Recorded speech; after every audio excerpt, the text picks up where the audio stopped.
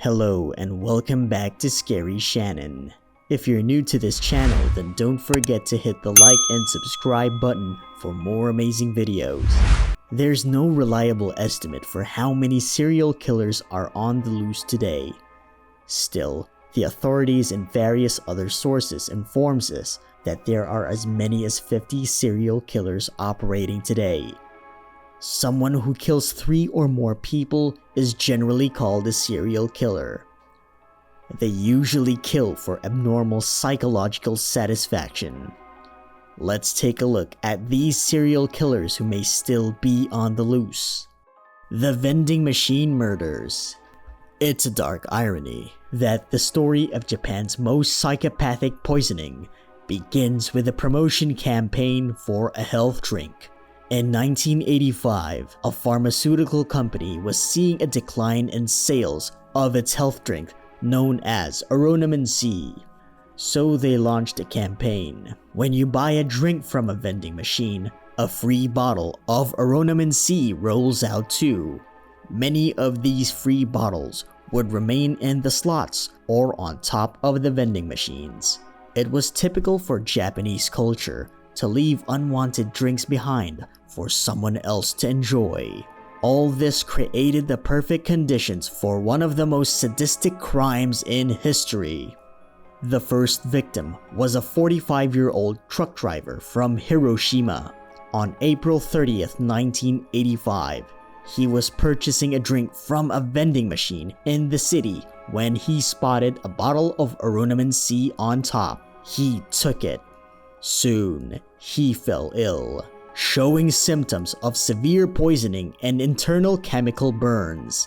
The medical staff couldn't do anything but confirm what was the poison that killed him. Tests showed that it was paraquat, a chemical known used against weeds and banned in over 30 countries due to its adverse effects. Even if it only touches the surface of your skin, it will cause blisters and will sink deeper, burning blood vessel walls. If ingested, it burns holes through the throat and inflames tissue around major blood vessels. The man died on May 30th, 1985. The police investigation led nowhere and the case went cold. Then, in September, it happened again and again. A 52-year-old man in Osaka drank a free beverage from a vending machine on September 11th and died 3 days later. A 22-year-old college student in Mie took a free bottle and drank it home. He died 2 days later. By the end of September, 3 more people were poisoned and died in Fukui, Miyazaki, and Osaka. 4 more people died in October, 2 more in November. All took free bottles, some on top of the vending machine, but most from the dispensing slot. A 17-year-old from Saitama who died on November the 24th was the last victim. After that, the killings stopped as inexplicably as they had started. The police worked hard on this case, but it was unsolvable. All of the poisoned drinks were picked up from vending machines in quiet places. This meant that there were no witnesses who could identify any suspicious individuals. There were no cameras. There was no DNA testing either. And above all, the motive for the murders, unlike in most murder cases, did not clarify things but only confused them further. The 12 victims were killed in different locations completely at random. In fact, it looks like the randomness of the deaths was part of the appeal for the murderer, a twisted version of Russian roulette. The only thing connecting the victims was that all, but for the last one, were male. However, if this was intentional, we can only go as far as assuming that the murderer chose to poison drinks preferred by men or targeted vending machines in areas most frequented by men. It's a small step forward in developing a theory, but it's the only step we can take. There was no evidence, not a single lead the police could latch on.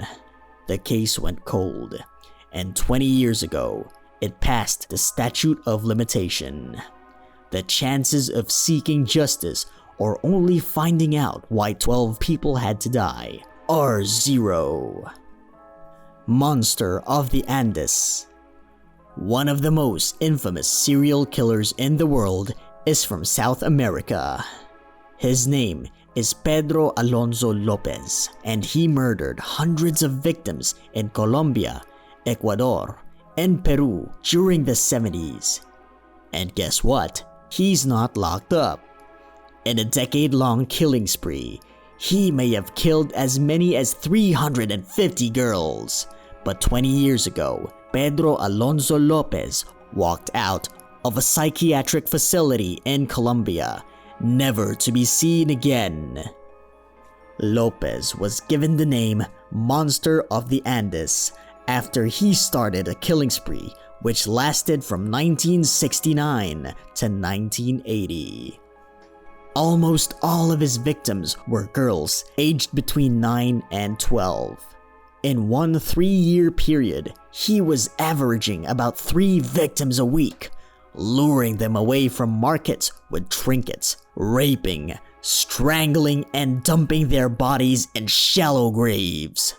I walked along the market searching for a girl with a certain look on her face, a look of innocence and beauty. He told journalist Ron Leitner in 1994. She would be a good girl, always working with her mother. I followed them, sometimes for 2 or 3 days, waiting for the moment when she was left alone.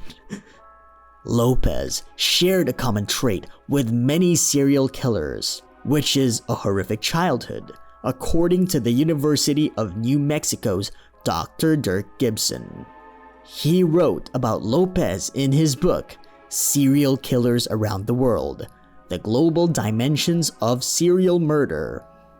At the age of 8, he was kicked out of the home after his mother caught him fondling his sister.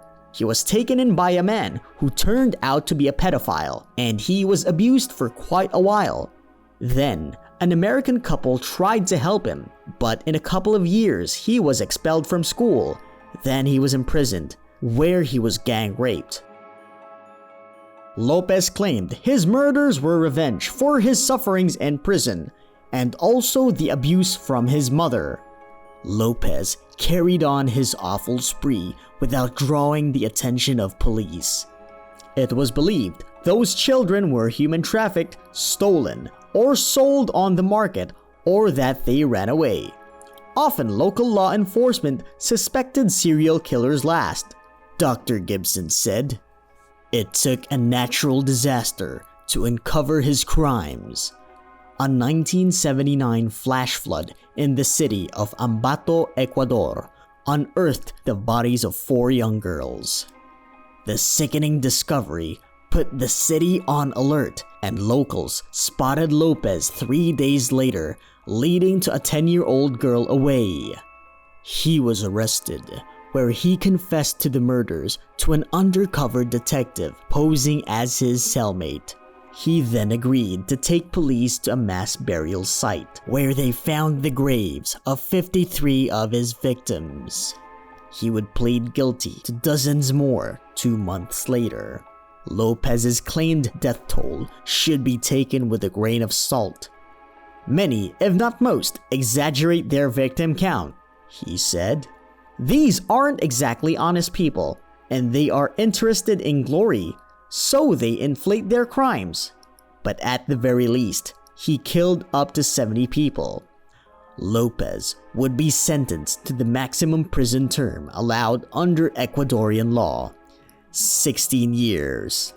As soft as his sentence was, López would be released 2 years early for good behavior, quietly deported to his home country of Colombia in 1994. Since then, López, officially the second worst serial killer of all time, has been on the run. An ever-elusive bunch, serial killers are perhaps the most unsettling phenomenon of modern life. While there are many serial killers out there hunting today, it is comforting to know that the killers featured in this video are not on your neighborhood. If you enjoyed watching this video, then don't forget to hit the like button and subscribe and turn on the notification bell so you'll be the first to know when we upload a new scary video. Be attentive and always check behind you to see if someone is following you. Take care, and we will see you on the next one.